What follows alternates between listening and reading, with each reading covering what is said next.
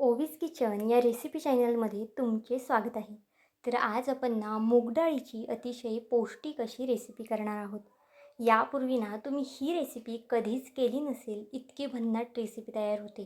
Video संपल्यानंतर म्हटलं ना तरीसुद्धा ही रेसिपी तुम्ही करू शकता, कारण की खूप जास्त कमीत कमी साहित्यामध्ये तयार होते. तर चला, थोडाही वेळ न घालवता लगेच व्हिडिओला सुरुवात करूया. 1 वाटी मूग डाळ इथे मी एक 7 ते 8 तास पाण्यामध्ये भिजत ठेवली होती. तुमच्याकडे वेळ नसेल तर तुम्ही एक 4 ते 5 तास भिजत ठेवली ना तरी चालेल. किंवा मग जर ही रेसिपी तुम्हाला सकाळ करायची असेल ना, तुम्ही संध्याकाळी मूग डाळ भिजत ठेवली ना तरी चालणार आहे. मूग डाळ स्वच्छ अशी 2 पाण्याने धुवून घेऊन मिक्सरच्या भांड्यामध्ये काढून घेतली आहे. आणि त्यामध्ये आता आपल्याला सुरुवातीला बारीक रवा ओतून घ्यायचा आहे. रवा बघा, इथे मी अर्धी वाटी वापरला आहे. तुमच्याकडे जर जाड रवा असेल ना तर तो वापरला तरी चालेल. फक्त रवा इथे आपल्याला कच्चा वापरायचा आहे, भाजून घेतलेला रवा वापरायचा नाही. आता मिक्सरचं भांडं लहान आहे ना, त्यामुळे मी 2 स्टेपमध्ये हे वाटून घेणार आहे. पण जर तुमचं मिक्सरचं भांडं मोठं असेल ना तर तुम्ही एकदम सगळे जिन्नस घातले तरी चालेल वाटायला. एक मोठा चमचा दही घातला आहे आणि हे पाणी टाकून अतिशय बारीक असं वाटून घ्यायचं आहे आपल्याला. तुम्हाला जितकं बारीक हे वाटून घेता येईल ना तितकं हे बारीक वाटून घ्यायचं आहे. पाणी फक्त खूपसुद्धा जास्त टाकायचं नाही. आता बघा, पुन्हा आपण हे वाटून घेऊया. जे राहिलेली मूग डाळ आणि रवा वगैरे होता ना ते सगळं वाटून घ्यायचं आहे. यामध्ये ना आपल्याला अजून काही जिन्नससुद्धा घालायचं आहे. इथे मी 1 वाटी भिजवलेले पोहेसुद्धा यामध्ये घालणार आहे. पोहे तुम्ही 5 ते 6 मिनटं भिजत घालू शकता, म्हणजे अगदी छान असे पोहे भिजले जातात. आता जो शिल्लक राहिलेला रवा होता ना तो यामध्ये घालून घेऊया. आणि जे भिजवलेले पोहे होते ना ते सुद्धा बघा यामध्ये मी घालून घेतले आहे. ही रेसिपी ना 2 ते 3 जणांसाठी आरामात होते, अगदी पोटभरीची होते. मुलांच्या डब्याला द्या किंवा मोठ्यांच्या डब्याला म्हटलं ना तरीसुद्धा चालणार आहे. नेहमीची भाजी चपाती खाऊन कंटाळा येतो, तर असं काहीतरी नवीन खायला मिळालं ना तर नक्कीच सगळेजण आवडीने खातात. आणि पौष्टिकसुद्धा आहे. मूग डाळ आहे, यामध्ये रवा आहे, पोहे आहे, त्यामुळे ही रेसिपी पौष्टिकसुद्धा होते. यामध्ये सुद्धा बघा अगदी थोडंसं मी पाणी घातलं होतं आणि हे सुद्धा अतिशय बारीक असं वाटून घेतलं आहे. व्हिडिओ जर इथपर्यंत पाहिलाच आहे आणि थोडा जरी आवडला असेल ना तर नक्कीच व्हिडिओला एक लाईक आणि एक सबस्क्राईब करून घ्या. कारण की तुमचं एक एक लाईक, एक एक सबस्क्राईब हे नवीन यूट्यूबरसाठी खूप जास्त मोलाचं असतं. तसाच माझा हा व्हिडिओ तुम्ही कोणत्या देशातून, शहरातून पाहत आहात ना, हे सुद्धा मला कमेंट करून सांगायला मात्र विसरू नका. इथे पाहू शकता बॅटरची कन्सिस्टन्सी मी तुम्हाला दाखवते. खूप जास्त पातळसुद्धा बॅटर नाही आहे आणि खूप जास्त घट्टसुद्धा नाही आहे. आता बॅटर छान असं हलवून घेतलं आहे मी चमच्याने. नंतर यामध्ये चवीनुसार मीठ घालायचं आहे. मीठ घातल्यानंतर पुन्हा मी बॅटर छान असं मिक्स करून घेते. बॅटर इथे आपल्याला ना खूपसुद्धा पातळ करायचं नाही, त्यामुळे सुरुवातीलाच पाण्याचं प्रमाण हे तुम्ही कमी घाला. आणि जर मग नंतर न पाणी कमी वाटलंच तर एक्स्ट्राचं पाणी यामध्ये तुम्ही घालू शकता. यामध्ये मी थोडीशी कोथिंबीर घातली आहे. कोथिंबीर घालणं अगदी ऑप्शनल आहे, तुम्हाला जर आवडत असेल तरच घाला. आता इथे आपण एक चटणी तयार करून घेऊया. चटणी तयार करण्यासाठी ना इथे मी मिक्सरच्या भांड्यामध्ये अगदी थोडेसे शेंगदाणे घातले आहे. अगदी थोडंसं लसूण घालायचं आहे. आणि यामध्ये आपल्याला खोबरंसुद्धा घालायचं आहे. तुमच्याकडे जर ओलं खोबरं असेल ना तर त्याचासुद्धा इथे तुम्ही वापर करू शकता. किंवा मग अशा पद्धतीचं सुकं खोबरं असेल ना तरीसुद्धा चालणार आहे. आणि यामध्ये अजून मी 2 ते 3 हिरव्या मिरच्या घातल्या आहेत.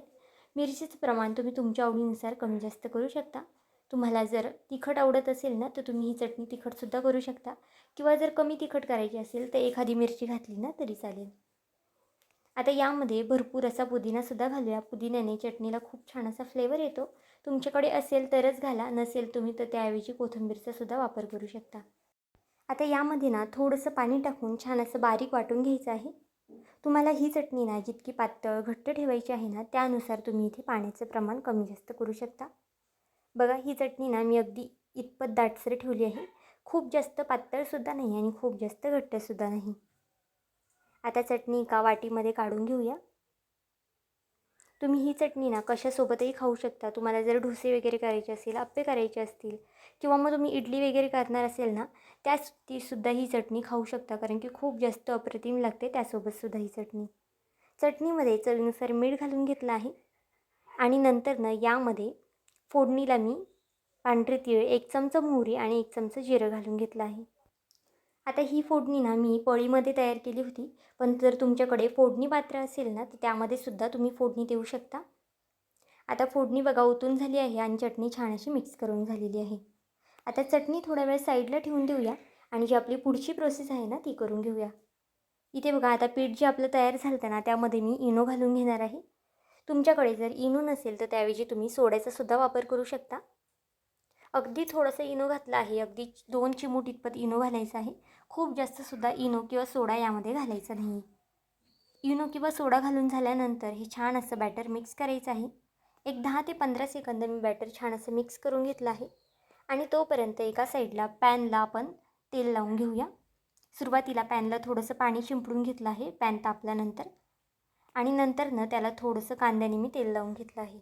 अशा पद्धतीने जर तुम्ही तेल लावलं ना तर अजिबातच खाली तुमचा डोसा वगैरे चिकटणार नाही. जर कधी जर तुम्ही ॲल्युमिनियमच्या तव्यावरती करत असाल ना तर त्यावरती सुद्धा तुम्ही अशा पद्धतीने सुरुवातीला पाणी शिंपडून नंतरनं तेल लावून घ्या. तुमचा डोसा त्यावरती सुद्धा चिकटणार नाही आणि अगदी आरामात छान असा डोसा निघेल. आता हे डोसे ना तुम्ही तुमच्या आवडीनुसार जाड पातळ करू शकता. तुम्हाला जर थोडेसे जाड ठेवायचे असेल ना तर बघा इथे मी थोडेसे जाडसुद्धा ठेवणार आहे. थोडेसे हे डोसे जाड केले ना मग खायलासुद्धा अजून जास्त छान लागतात, सॉफ्ट लागतात. जर डब्यासाठी करत असाल ना तर शक्यतो जाड डोसे करा, म्हणजे थंड झाले ना तरीसुद्धा खायला अप्रतिम लागतात. आता झाकण ठेवून हे आपल्याला 2 मिनटासाठी याला वाफ काढून घ्यायची आहे. इथे बघा 2 मिनटं झालेले आहेत आणि आपला डोसासुद्धा अगदी छान असा झालेला आहे. खालच्या साईडने सुद्धा अतिशय छान अशी जाळी पडलेली आहे. साईडने थोडंसं तेल लावून घेऊया. तुम्ही तेलाच्या ऐवजी तुपाचा सुद्धा वापर करू शकता. आणि बघा पहिला डोसा असून सुद्धा ना अजिबातच खाली वगैरे चिकटलेला नाही आहे. अगदी आरामात हा डोसा निघतो.